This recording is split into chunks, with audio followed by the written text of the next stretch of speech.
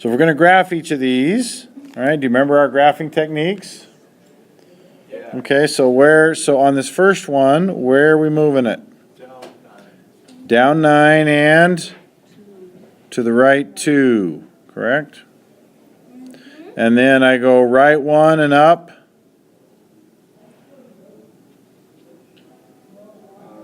Up 2. 1 squared times 2, or up 2. And then I go right 2 and I go up how many? 8, right? Or 2 squared times 2. Same thing on the left. Left 1, up 1 squared times 2, or 2. Right 2, up 8, and there's our graph. I know that's not perfect, but I didn't blow it up. Say 1 squared times 2? Correct, because of this 2 right here. Remember, once we find our vertex, this 2 and this 9 go away. That's their only purpose is to shift it around. Once it's shifted, then they're not going to change our shape. Okay? And you go up 1 and over whichever the answer is? Well, you go right 1 and up 1 squared times 2, or up 2. And then you go right 2 and up 2 squared times 2, or 8. And then left 1 up 2, left 2 up 8. Okay, that's straight from 8-6. Okay, if you don't remember the graphing techniques, go back to 8-6 and review it. Okay, now how many x-intercepts does that have? 2. 2 x-intercepts, right? Okay, that's all we're trying to get at there. Okay, so where does my vertex shift on this one? To the left 3. Okay, there's our vertex. Now we don't have to worry about that plus 3 anymore. So I go right 1 and up 1 squared. I go right 2 and I go up 2 squared. Left 1 up 1 squared, left 2 up 2 squared. And there's our graph. Okay, how many x-intercepts here? 1. There's 1 x-intercept, right? Okay, what happens to this graph? Taylor, grab that door, please. So where am I moving this graph? Left 1 and up 1. So there's our vertex. Okay, and now we're ready for our graphing, right? So I go right 1 and up 1 squared, right 2 and up 2 squared, or 4. Left 1 up 1, left 2 up 4. There's our graph. Okay, how many x-intercepts do I have there? 0. None. I don't have any x-intercepts. So I can have 3 different scenarios with quadratics in regards to the x-axis. You can either cross it twice, it can touch it once, or not cross it at all. Okay? Okay, we can certainly tell by graphing, okay, about our x-intercepts. But what if we just have an equation? And we probably don't want to have to graph it to determine the number of x-intercepts, okay? And the number of x-intercepts is big, okay? Because it's where our function equals 0. It's where f of x is 0, correct, when it's on the x-axis. So what is an x-intercept? It's where the graph equals 0. Or where the graph touches the x-axis. However you want to state that, I don't care. Okay? But whenever it's on the x-axis, then the graph itself is neither positive nor negative. It's just 0. Okay? All right, so now the next question here. Okay, we got lots of starters on this section. So how could you use an inequality to rewrite the following statements? If D is positive, write that as an inequality. So D is... Okay, if D is positive, write that as with an inequality. That means D is greater than 0. What about D is negative? Then D is less than 0. Right? Okay. So we know the root of a graph of a quadratic is, we know the graph of a quadratic is called a parabola. Exactly. And we know that we can solve quadratics by taking square roots. We can, starts with F, one of the F words of mathematics. No, not when we're solving. We're going to, Factor. we're going to factor it. completing the square, and using the quadratic formula. Okay, we got all those kind of methods here to solve quadratics, okay? Now, it turns out that the quadratic formula not only tells us about the solution, but it also tells us a great deal about the graph of a quadratic. So again, another bonus of the quadratic formula, okay? So when solving a quadratic like blah, okay, 2x squared minus 8x minus 1 equals 0, what we're really trying to find, so whenever we solve for x, we're finding where that graph crosses the x-axis. Did you realize that? Okay. So when we get those two answers, like that one that was like 5 plus or minus the square root of 53, those are the 2 points where it crosses the x-axis. 5 plus root 53 and 5 minus root 53, whatever those are in decimal form. This is why they want us to do decimals in the last section, which we're going to do in this section, okay? So that tells us, so what if we get an imaginary number? So what the one we got that was like x plus or minus I root 15 or whatever that was. Okay, so your answer was like, I don't know, whatever it was, 2 plus or minus I root 15. Where does that cross your x-axis? You are exactly right. It doesn't. Okay? When you get imaginary solutions, it doesn't cross the x-axis. That's that third scenario on your starter question. Okay? What about when you just get one solution? Right? So it was a nice clean one. We got x equals negative 5/3 on that one. Right? That's your 1 point. That's where it touches the x-axis. In fact, that's at your vertex always. Okay? All right. So, here we go. So as demonstrating the examples above, we've got three scenarios. It crosses the x-axis once, which is a repeated solution, which is the second scenario on your starters. It crosses it twice. We get two real numbers. That's the first one. Or it crosses not at all, and we get two imaginary solutions, which is the third one. Okay. All right. So now, example 1 says use a quadratic formula to determine if the following equations have one real solution, two real solutions, or two imaginary solutions. All right, so if we use our quadratic formula, we get x equals negative 8. Oh, sorry, it's positive because it's already negative. So x equals 8 plus or minus the square root of 8 squared minus 4 times a, which is 2, times c, which is negative 1, all over 2 times 2. All right, so let's look underneath. What's negative 4 times 2 times negative 1? Positive 8. 64 and 8 is? 72.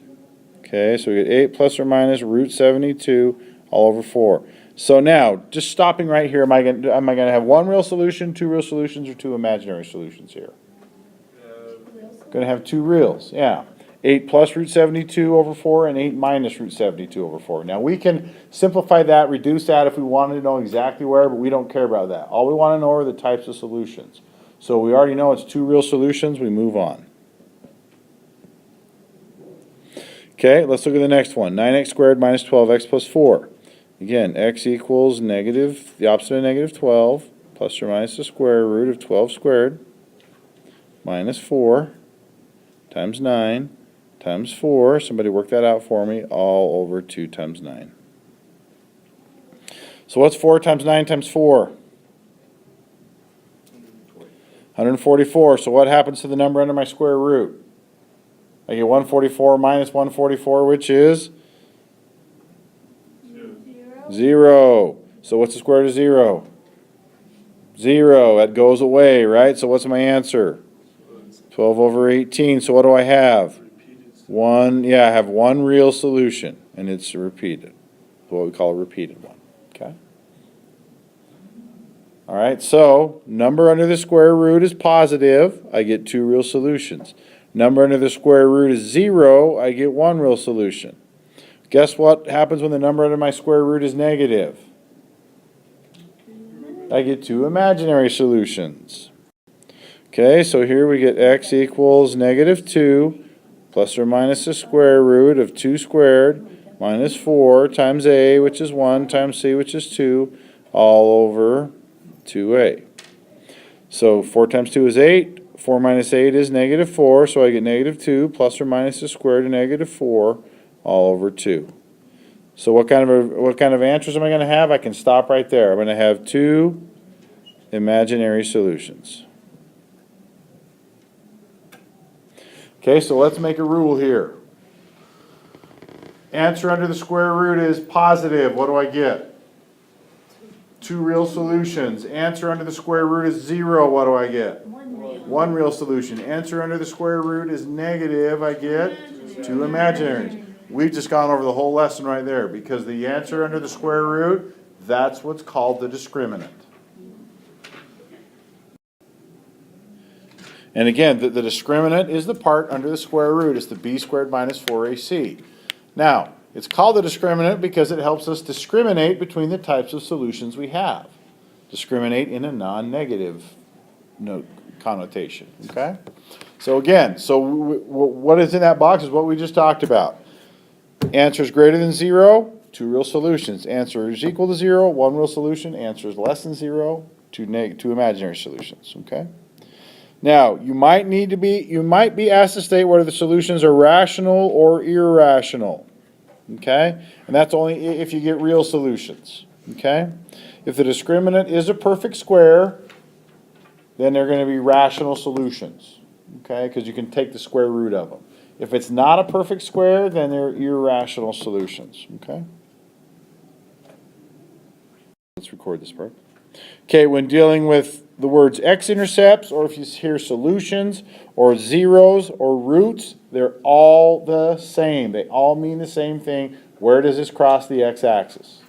So if I ask for the roots of a quadratic, the solutions of a quadratic, the intercepts of a quadratic, okay, the zeros of a quadratic, that all means the exact same thing, okay? So let's do some examples here now, just quickly, and then we're done. So now it says, for each equation, determine the number and types of solutions. So again, it doesn't ask for the solution, just a number of types. So we don't have to do the whole quadratic formula, we just have to use the discriminant, okay? So, but what's the first thing we need to do here on this first example? Descending order, good, because then if you don't put it in descending order, you're going to screw up A, B, and C, unless you're brilliant. All right, so now we just use our discriminant. So we go b squared minus 4 times a, which is 1, times c, which is 5.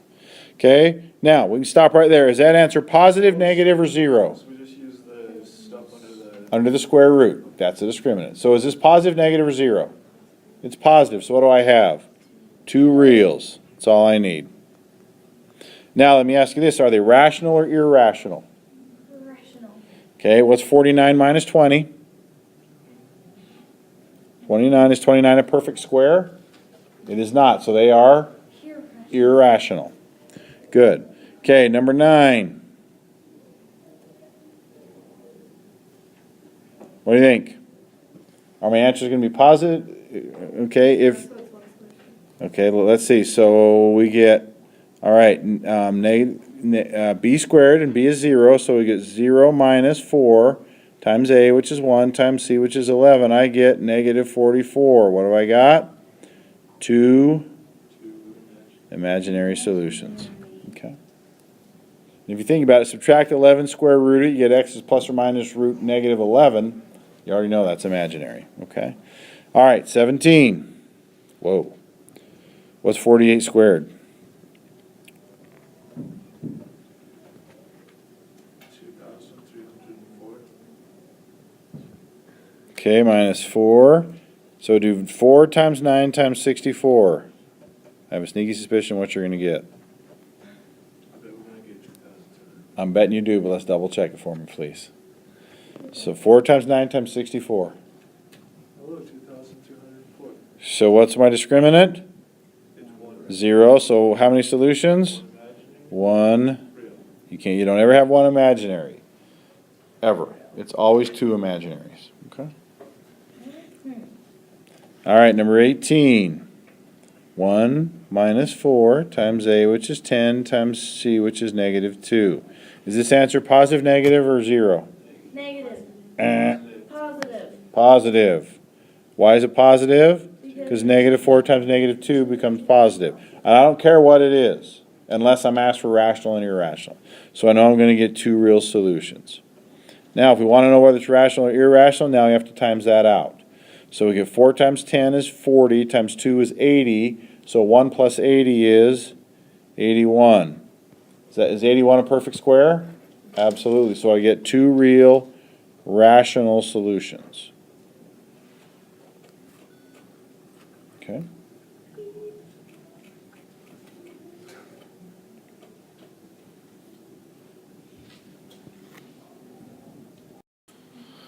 Okay, so now if this is factorable or it's already factored, then these are easy to solve, right?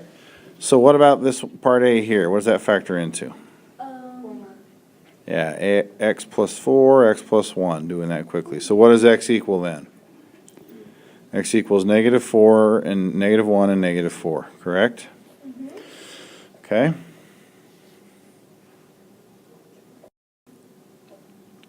Part B, now, what does x equal here? We don't have to do anything here, basically. What does it equal? -3/2 and +1/4, good. So these are two real solutions? Correct. Those are both, in fact, those are both rational solutions. Those are rational numbers. Okay, part C, what does x equal here? 0? No. -7. Yeah, just -7, right? That's it, that's our only answer. So that would be, our discriminant would be 0 in that case. And what about part D, what does x equal? 0 and 6/5, good. Again, two rational solutions. Okay, these next couple problems are skills that are good for college algebra for 1050 when you take that next year.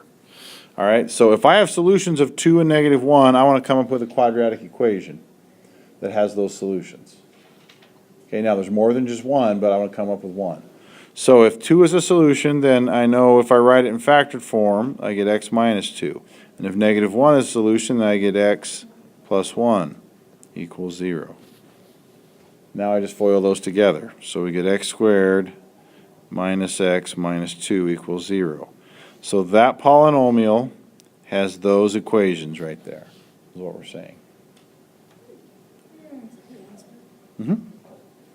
Okay, so part B. So we get x minus 1/2 times x minus 1. Now, do we like that fraction? No, let's times it by 2. So we get 2x minus 1 times x minus 1. Now we're ready to solve that. So we FOIL it together again, so we get 2x squared minus 2x minus 1x is minus 3x plus 1 equals 0. So again, that polynomial has 1/2 and 1 as answers. Now, what if it's -3 as a repeated solution? Then I get x plus 3 squared equals 0. And you can probably leave it like that. But if it wants in that form, you FOIL that out. So you get x squared plus 6x plus 9 equals 0. There you go.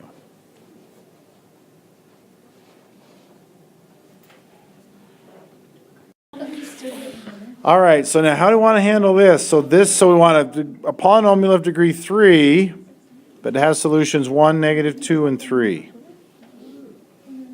So what are we going to do here? So I know x is 1, x is -2, and x is 3. So what I'm going to do is I'm going to plug 1, -2, and 3 in there, and I'm going to come up with 3 different equations. Which means we're going to have a nice little system of linear equations. Yeah, buddy. So let's make x 1. So if x is 1, I get a plus b plus c plus d equals 0. Correct? If x is -2, I get a times -2 cubed is -8 plus -2 squared is 4 plus -2c plus d equals 0. Okay, and then I have 3 as a solution. So 3 cubed is 27 plus 3 squared is 9 plus 3C plus D equals 0. Well, that's yucky. Now what do you want to do? Yeah, we could do that.